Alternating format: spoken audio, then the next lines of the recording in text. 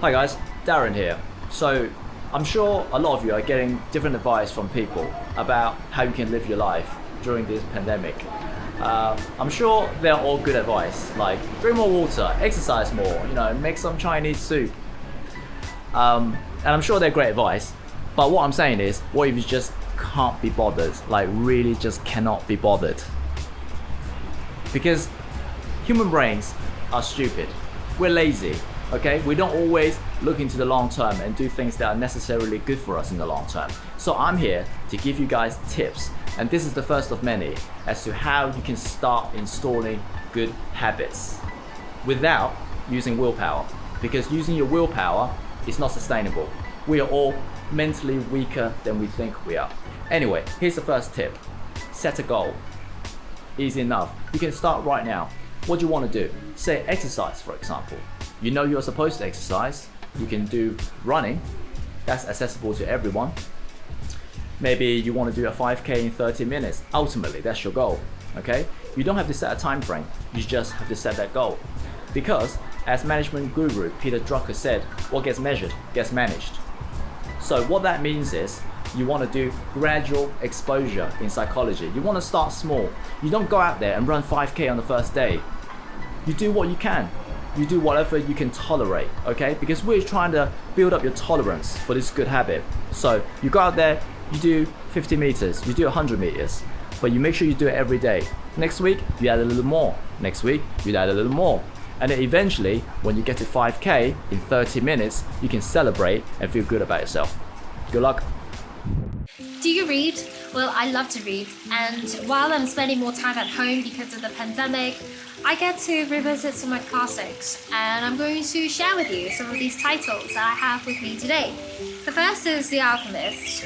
I think this is a really spiritual book, and to anyone who is into self-help or even kind of wanting like a spiritual journey, I think you should just read The Alchemist first. It's a very short copy, and the words are really large. And I'm pretty sure there's only 200 pages in this, less than 200 pages if any. This is a really great book. And then I've got Plato the Republic. I think this is a stunning piece on what it means to be part of a democratic society, and it just outlines what it means to be in a society and this ideal society called the Republic that Socrates had portrayed. And so if anybody is interested in sociology, and if they're interested in a bit of political science, this is a really great title. And finally, I've got here The Brave New World. Over the pandemic, I actually had a thought of a story, and it's set in a dystopian just like The Brave New World. In fact, it's just inspired by this, where there is a giant AI, and this AI determines what you will do, what your occupation will be in the future. And so from the get-go, the moment you start school, you are trained to do what you ought to do best according to your genetics. So anyway, The Brave New World is something similar, and it's all about genetic engineering and separating the society into different echelons, omega, alpha, beta, and so on. So this is another great book if you're interested in sociology. So yeah, what kind of books do you read? Feel free to share it with me, and I wish that you would stay safe during this time, and yeah, be well. Hello Dolce Vita viewers, it's Linna. I hope you guys have been taking care, staying safe, being well.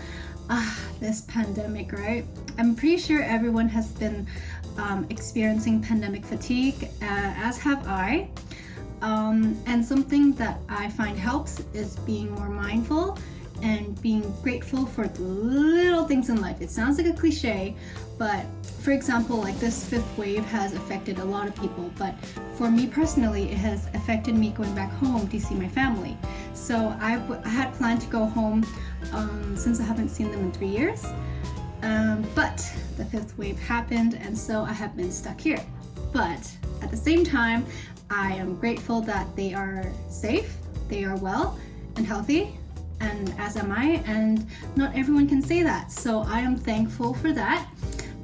So I think that a little exercise you can try is to take something that is good or great in your life. It can be something small, something big, and compare it to something really negative.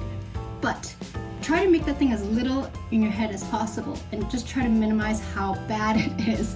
If that sounds really terrible, hear me out. For example, something bad in your life could be that you can't go out to enjoy certain things you could do before the pandemic. For example, going out to see a play or a movie, something like that, something you would normally enjoy. But as a result of that, you discovered a new hobby, and now you love this hobby. You spend a lot of time on it, you're starting to get really good at it, and you're getting proud of it. Hey, it might even turn into a side hustle for you. So you just have to see the silver lining in everything, and that's something that I've been trying myself, and I hope to share those things with you guys in the future.